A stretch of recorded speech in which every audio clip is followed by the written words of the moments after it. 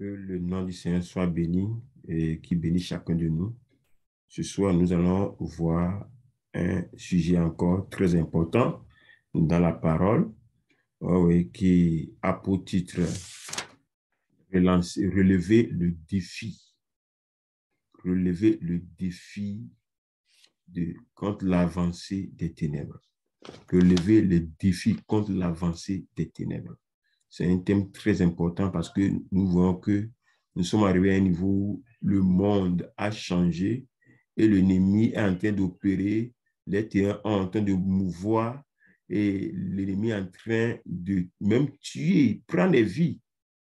Et ça, c'est un défi pour le corps de Christ. Et le corps de Christ doit se lever maintenant pour dire que ça, c'est trop, et on va arrêter cela. Vous voyez, Dieu voulait que chacun de nous se lève depuis des années, mais la manière dont on ne se lève pas, les choses commencent à changer.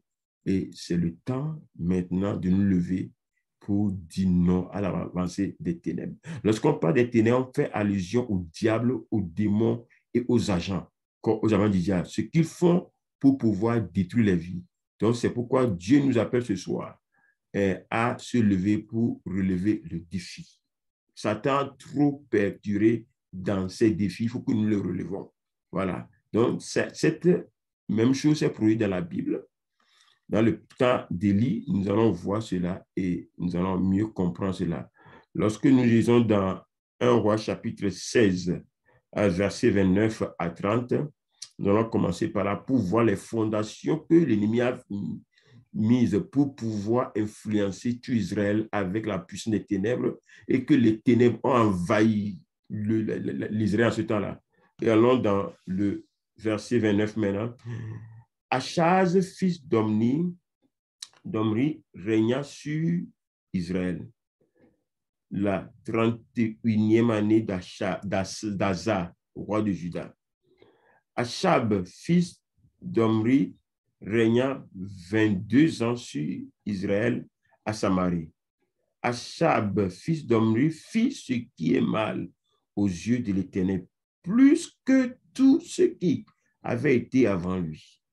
Et comme si ce était pour lui peu de jours de se livrer au péché de Jéroboam, fils de Nébat, il prit pour femme Jézabel, fille d'Ethbal, roi des Sidoniens, et il alla servir Baal et se prosterner devant lui. Verset 32. Il éleva un autel à Baal dans la maison de Baal qu'il avait bâtie à Samarie. Et il fit une idole d'Astarté. Achab fit plus encore que tous les rois d'Israël qui avaient été avant lui pour irriter l'Éternel, le Dieu d'Israël. Verset 34 maintenant, il dit, de son temps, Hiel, de Bethel, bâtit Jéricho. Il en jeta les fondements au prix d'Abiram, son premier fils, ou bien premier-né, et il en posa les portes au prix de Sagub, son plus jeune fils, selon la parole que l'Éternel avait dit par Josué, fils de Nun. Vous voyez, quand nous retournons un peu à l'arrière-plan de ce contexte, de ce verset, nous voyons que Achab s'est marié à Jézabel. Et je vous dis, Achab était le roi d'Israël à Samarie en ce temps-là. Et lorsqu'il s'est marié à Jézabel, qui avait pour père Ethbal veut dire le suiveur des idoles, bien le suiveur de Baal. Donc, c'est un idolâtre fin qui est un roi de Sidon en ce temps-là. Vous voyez, c'est lui, il était une des portes pour les puissants démoniaques. Et c'est sa fille que Achab va se marier avec. Et imaginons, quand elle s'est mariée, elle a entraîné toute l'adoration des idoles en Samarie. Au point où Achab est obligé de créer un autel spécial pour Baal, dans la maison de Baal qu'il a bâti même à Samarie.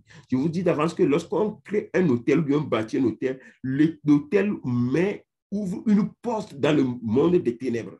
Et ici, comme c'est le port de Baal, ça ouvre la porte des démons, du diable. Et le diable influençait Israël en ce temps-là, influençait réellement Samarie. Et ce n'est pas fini. Il dit qu'il fit même une idole d'Astati en ce temps-là. Donc, imaginez, il a ouvert la porte des ténèbres au point où il y avait une oppression sur tout le peuple en ce temps-là. Au point où le peuple n'arrivait même pas à distinguer vraiment le bon Dieu de le mauvais Dieu, le Dieu qui les a sauvés de l'Égypte pour venir en Israël. Vous voyez, le peuple s'est tourné complètement contre Dieu. Et beaucoup allaient vers les idoles. Au point où Élie a oublié de leur dire, si l'Éternel est Dieu, allez après lui. Si c'est Baal, allez après lui. Pourquoi devez-vous clocher des deux côtés? Donc, cela montre l'état spirituel d'Israël en ce temps-là. Il y avait une apostasie totale, au point où les gens n'arrivent même plus à adorer comme cela se doit. Et plus encore, Jézabel a effrayé, a terrorisé même l'Israël au point où les prophètes de Dieu, beaucoup ont été tués. Beaucoup ont été tués. Vous voyez, elle ne fait que tuer les prophètes de Dieu parce qu'ils se dressent contre l'adoration des idoles. Vous voyez à quel point Israël était en ce temps-là. Il y avait même, quand nous voyons le verset 34, il y avait un homme qui s'appelle Eliel. Il est de Bethel. Il vient même faire quoi? Il vient bâtir même Jéricho que Josué avait maudit. Vous voyez, il dit que personne ne doit construire cette Jéricho. Si quelqu'un ose construire cela, il va construire au détriment de la vie de ses enfants. Effectivement, la prophétie a été accomplie lorsqu'il a essayé de rétablir ou bien de construire Jéricho. Or, vous voyez comment, lorsque les ténèbres arrivent dans un pays, comment lorsque le diable arrive à avoir opprimé le peuple va commencer à changer pour faire autre chose. Vous voyez, la peur parmi eux, parmi l'Israël, vous voyez, le découragement parmi l'Israël, vous voyez, la dépravation de l'Israël. À ce temps-là, il y avait toute une confusion totale. Et c'est là le défi que le Dieu était en train de lancer à Israël. En utilisant Jézabel, en utilisant les idoles de Baal, en utilisant les idoles d'Astaté, en utilisant les prophètes d'Astaté de Baal, en utilisant Achaz pour opprimer le peuple. Au point où il disait bien que même Jézabel terrorisait les prophètes de Dieu. Pourquoi? Parce que c'est vrai, Achaz était le roi d'Israël ce temps-là. Mais Achaz dirigeait Israël, mais Jézabel dirigeait Achaz. Jézabel dirigeait Achaz. Donc, c'est quelque chose de très important. Donc, c'est ça qui fait que Jézabel avait le pouvoir comme ça, de pouvoir tuer facilement les prophètes de Dieu. Mais un jour, gloire à Dieu, un jour, quelqu'un, c'est un homme ordinaire, comme la Bible a dit, dans 1 Roi chapitre 1, verset 17, verset 1, il dit, Élie le Tishbite, loin des habitants de Galaad, c'est un homme ordinaire, un des habitants, il n'est pas renommé, non, c'est quelqu'un de simple, la Bible a dit, un des habitants de Galaad. Oui, un juge s'est levé et dit, ça, c'est assez. Non, ça ne va plus continuer. Voilà. Et qu'est-ce qu'il est parti? Il a dit à Dieu, j'imagine comment il a dit, comment il s'est fâché dans son esprit, et il a dit à Dieu, Dieu, je suis prêt à aller pour défendre ton nom. Je suis prêt. Et Dieu a dit, es-tu prêt? Ok, je suis derrière toi. J'imagine comment la conversation s'est passée. Et qu'est-ce qui s'est passé? Il est venu, le verset 1, il a dit, Achaz, l'Éternel est vivant. Il lui a rappelé ça. Il y a une manière de lui dire que l'Éternel n'est pas mort. Il est vivant. Il est vivant et c'est lui qui est digne d'être adoré. Il continue. Le Dieu d'Israël, ça dit, quand il dit Dieu, c'est que c'est le propriétaire d'Israël. Donc, Baal n'est pas le propriétaire d'Israël. Astaté n'est pas le propriétaire d'Israël. Même Jézabel n'est pas le propriétaire d'Israël. Vous voyez? Donc, c'est Dieu, il a dit, l'Éternel est vivant, le Dieu d'Israël, le Israël dont je suis le serviteur. Vous voyez? Ces informations, ce sont des moments très importants. Et qu'elle a continué à dire, il n'y aura ces années-ci ni rosée, ni pluie, sinon à ma parole. Ah! Un homme pouvait parler comme cela. Effectivement, quand il déclare la parole, parce que Dieu était avec lui, Dieu dit que Dieu était avec lui, quand il a déclaré la parole de Dieu, Dieu a scellé la parole. Il dit, il ne va pas pleuvoir. Et il n'a pas plu. Il n'a pas plu. C'est le commencement du relèvement du défi. Parce que Satan a trop lancé des défis. J'imagine le jour là, quand Goliath lançait des défis en Israël, tout le monde avait peur. Vous voyez? C'est trop. C'est trop. C'est la même chose que Jézabel et tous ces idoles faisaient. C'est la même chose que les ténèbres, le diable, ces démons faisaient en Israël. Et un jour, Élie s'est dit non, assez, c'est assez. Ça, le réveil sera relevé. Et comme il a contacté Dieu, Dieu dit qu'il est derrière lui. Et qu'est-ce qui s'est passé? Nous avons vu la suite. Et il a fermé le ciel. Il a mis la clé dans sa poche. Personne ne pouvait ouvrir le ciel, la pluie. Il ne pouvait ouvrir le ciel pour que la pluie pleuve. Donc, il y a une sécheresse pas possible. Vous voyez, lorsque tu travailles pour le Seigneur, lorsque tu dis oui au Seigneur, tu deviens spécial pour Dieu. Vous voyez, Élie, comme il dit, Élie il est un homme ordinaire. Donc, Dieu n'a pas besoin que tu sois un apôtre, il n'a pas besoin que tu sois un archibishop. Dieu cherche seulement la personne qui va lui dire, Père, je suis d'accord avec toi. Il cherche quelqu'un qui va dire, Dieu, oui, comme je donne ma vie à toi, je suis prêt à te servir, je suis prêt à faire ce que tu veux faire. Et c'est sa volonté que Dieu attend. Quand lui a dit oui, il est prêt, Dieu l'a utilisé. Il a fermé le ciel. Quand il a fermé le ciel, il y avait maintenant un remue-ménage. La faim a commencé. Tout a commencé en Israël. Au point où Dieu a dit, hey, Élie, ok, parce que tu es particulier pour moi, je t'envoie au niveau du Torah. Ça, on le voit dans le verset 2. Il dit, et la parole de l'Éternel fut adressée à Élie en ces mots. Pas d'ici, dirige-toi vers Torah, l'Orient, et cache-toi près du torrent de Kérit, qui est en face du Jourdain. Tu boiras de l'eau du torrent et j'ai ordonné, alléluia, au corbeau de te nourrir là. Il partit et fut selon la parole de l'Éternel et il alla s'établir près du torrent de Kéri et qui est en face du Jourdain.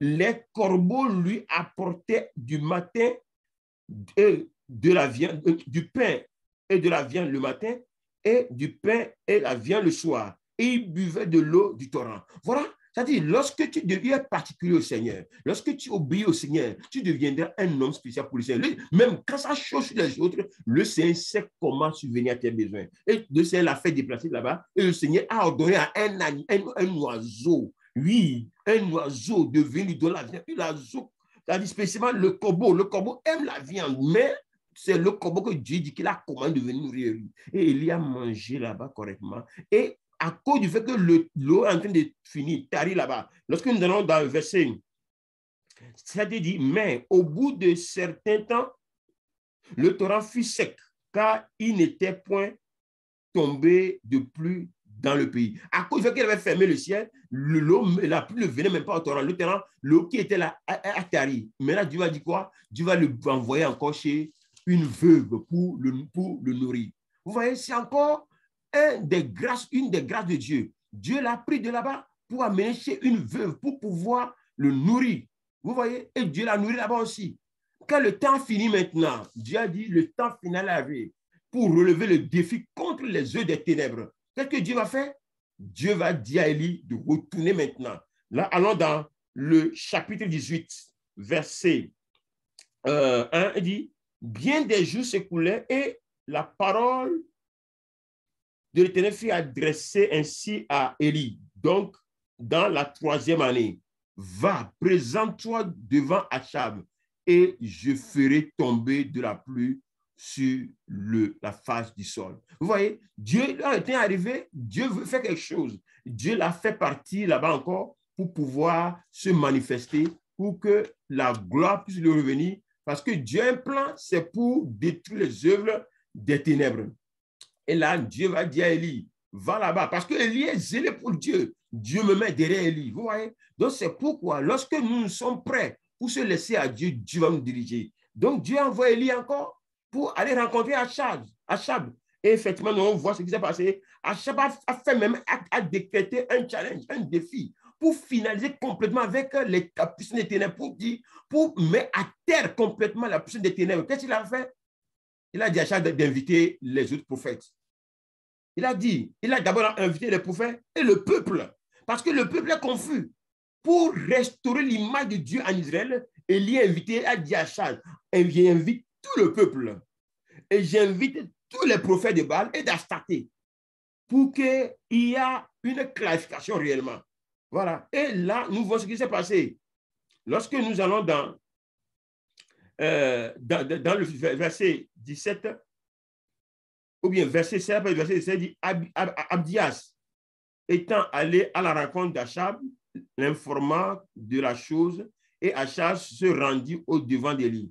À peine Achab aperçut-il Élie qui lui dit, est-ce toi qui jettes le trouble en Israël? Élie répondit, je ne trouve point Israël, c'est toi au contraire, et la maison de ton père, puisque tu as abandonné les commandements de l'Éternel et que tu es allé après Baal. Voilà. Aujourd'hui, voilà ce que Élie a dit. Le fait que Achaz a abandonné l'Éternel, ça a mené maintenant les punitions sur le peuple.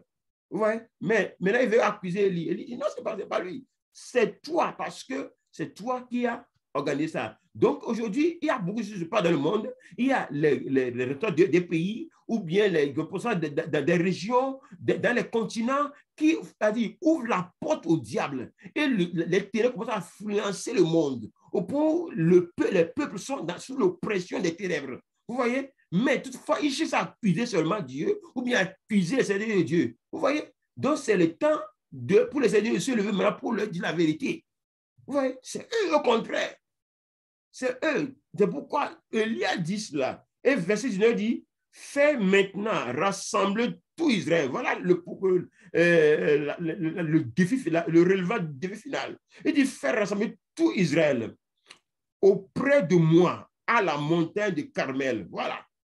Il dit, on a qu'à faire rentrer tous les Israéliens pour qu'on se voit au mont Carmel. Et aussi les 450 prophètes de Baal et les 400 prophètes d'Astarté qui mangent à la table de Jézabel. Il les invite eux tous sur le mont Carmel.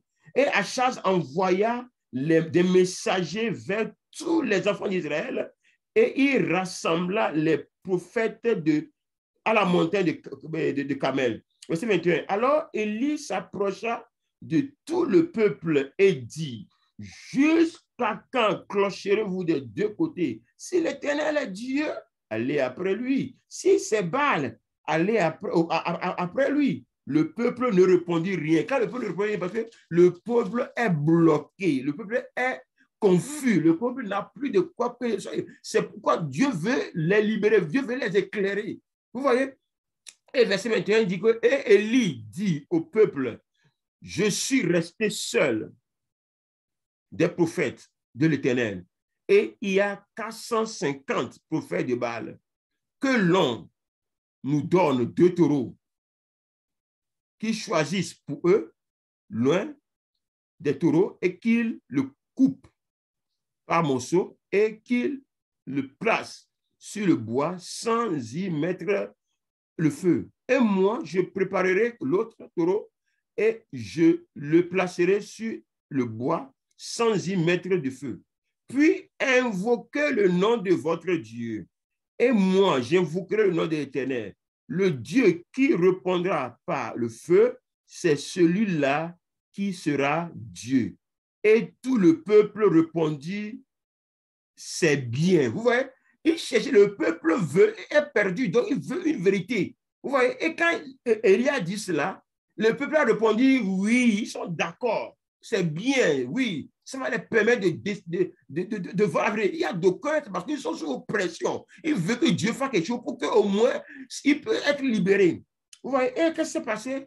On a vu que le peuple, les prophètes, ils ont découpé, ils ont mis sur l'autel, et ils ont cherché, ils ont commencé à crier à Baal, matin jusqu'à midi, pour que le feu vienne. Et la Bible dit, verset 29, il dit, lorsque midi fut passé, il prophétisait jusqu'au moment de la présentation de l'offrande. Mais il n'y a eu ni voix, ni réponse, ni signe d'attention.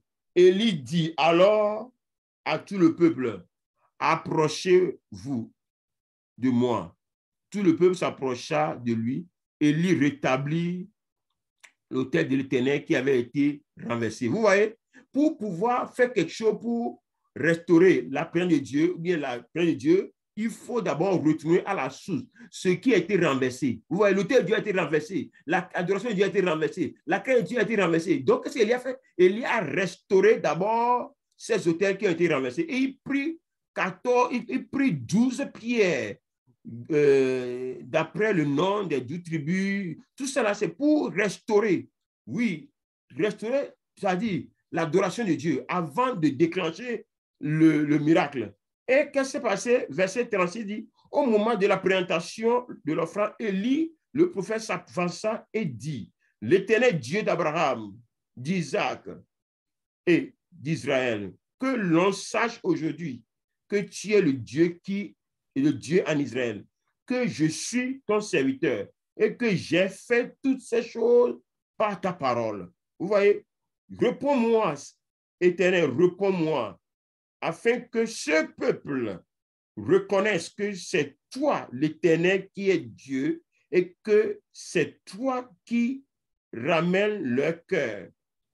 Et le feu de l'Éternel tomba et il consuma l'holocauste, le bois, les pierres, la terre et les absorba l'eau qui était dans le fossé. Verset 31. Quand tout le peuple vit cela, ils tombèrent sur leur visage et dit, c'est l'Éternel qui est Dieu.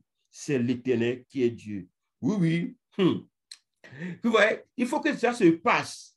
Et quand ils ont vu que le feu est tombé, descendu, on dit le peuple, eux tous se prosternèrent. Vous voyez, pour réclamer que l'Éternel est Dieu. Donc, le peuple s'est retrouvé. Vous voyez, il va falloir que d'abord Élie puisse relever ce défi pour que le peuple entier d'Israël puisse se retrouver. Sinon, il était perdu complètement.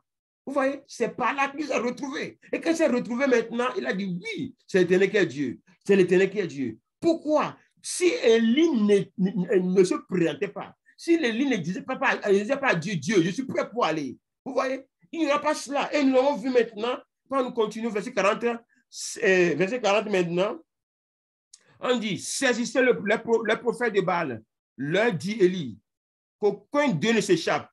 Et il les saisit, Élie les fit descendre au torrent de Kidron et il les égorgea. Voilà ce qui s'est passé. Vous voyez, Dieu voulait depuis Dieu voulait que Israël se retrouve. Dieu voulait que Israël revienne à lui.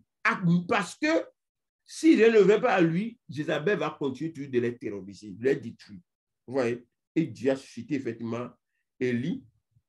Élie a dit oui à Dieu, Élie a respecté Dieu, et il a obéi, et nous avons vu le résultat.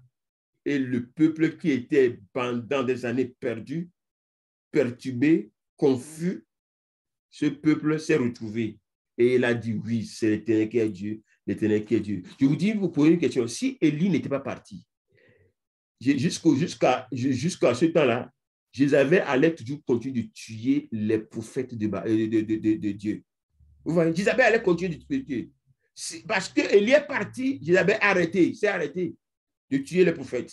Élie est parti, le peuple s'est retrouvé. La gloire de Dieu s'est restaurée. Vous voyez? Donc, c'est pourquoi aujourd'hui, Dieu nous appelle. Nous sommes dans le monde, le monde même en ébullition. Avec le Covid, avec la faim, avec la confusion, même les choses vont encore arriver. Des choses graves vont encore arriver dans le futur. Mais Dieu cherche des gens qui vont lui dire oui, comme Élie.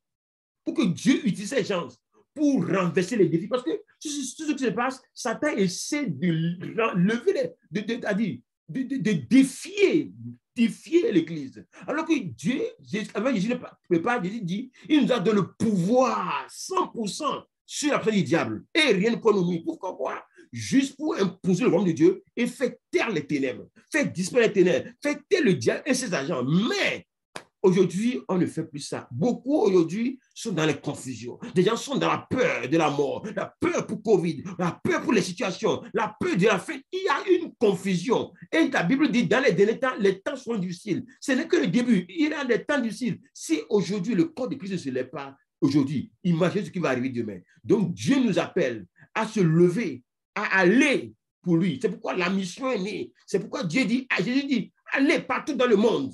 Parce que quand il est ressuscité, il est revenu à la vie, qu'est-ce qu'il a fait? Il a dit, tout pouvoir m'a été donné dans les cieux, sur la terre. Ce qui veut dire que je suis Seigneur sur toute la terre. Je suis Seigneur dans les cieux. Je suis Seigneur dans l'atmosphère. Je suis Seigneur dans la mer. Je suis Seigneur partout. Quand tu prononces mon nom, tout genou doit fléchir. Vous voyez? Donc, il nous a donné son nom, il nous a donné son autorité, il nous a donné son pouvoir. Quand le Seigneur est descendu sur nous. Donc, c'est pourquoi la Bible dit, allez, et faites de toutes les nations les disciples. Voilà. C'est pourquoi Dieu nous envoie. Élie a fait son temps. Dieu chez Élie aujourd'hui pour que nous puissions faire notre temps aussi. Il faut que notre génération, pour reconnaître que Dieu, l'éternel, c'est lui le vrai Dieu. Pour qu'il ne cloche plus dans les côtés. Même dans l'église, il y a beaucoup de choses dans l'église, mais il cloche dans les deux côtés. Vous voyez? Parce qu'ils sont un pied dedans, un pied dehors. Ils vont même pour faire les charlatans, mais ils sont dans l'église. Pourquoi? C'est une confusion totale. Donc, c'est quoi? Dieu attend toi. Dieu t'attend pour que tu ailles. Dieu t'attend pour que tu te lèves dans la prière, à genoux, pour arrêter l'avancée des ténèbres. D'abord, c'est à genoux, en criant au Seigneur. Tu dis, Dieu, ça n'est assez. Non, l'ennemi ne va plus continuer de lancer les défis. Il faut que ces défis soient arrêtés. Vous voyez, Dieu veut que nous puissions arrêter les défis et faire avancer son royaume. Que Dieu vous bénisse. Si aujourd'hui, toi qui écoutes la parole de Dieu, tu n'as pas encore donné ta vie à Jésus, ou bien tu t'es retrogradé, ce soir, il faut refaire l'alliance avec le Seigneur. Il faut revenir au Seigneur. Toi qui es retrogradé, toi qui n'as pas encore donné la vie au Seigneur, viens au Seigneur. Le Seigneur t'appelle parce que le Seigneur a un plan pour toi, un plan merveilleux qui va changer ta vie complètement. Parce que tu ne dois plus rester dans les ténèbres, dans la confusion, sous l'oppression du diable. Sors. C'est pourquoi Dieu dit, viens à moi, vous qui êtes fatigué et chargé, il va vous donner le repos. Et il dit, celui qui vient à moi, je ne le mettrai pas à dehors. Quel que soit ton péché, Dieu dit, viens. Il ne va plus pardonner, il va te restaurer. Donc la seule chose que tu veux faire maintenant, c'est juste pour dire, Dieu, me voici. Je t'accepte ce soir comme mon Seigneur, mon Sauveur. Ce soir, je décide de te suivre. Je décide de ne plus clocher des deux côtés parce que je sais c'est toi le vrai Dieu. Après de Jésus, je donne totalement ma vie à toi.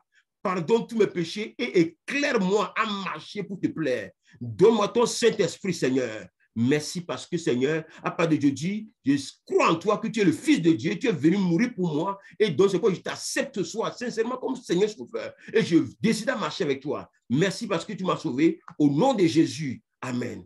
Je vais prier pour vous tous, Seigneur. Merci pour ce moment. Bénis tous les auditeurs, ceux qui sont refroidis, papa, communique-leur le feu au nom de Jésus-Christ, Seigneur. Ceux qui sont retournés, papa, restaure-les au nom de Jésus-Christ, Seigneur. Ceux qui ne te connaissent pas, Seigneur, accepte-les comme tes enfants, Seigneur. Et que, à part de Dieu, leur vie change. C'est pas nous prions ensemble avec le corps de Christ pour dire, assez, c'est assez. Nous arrêtons l'avancée des ténèbres dans ce monde.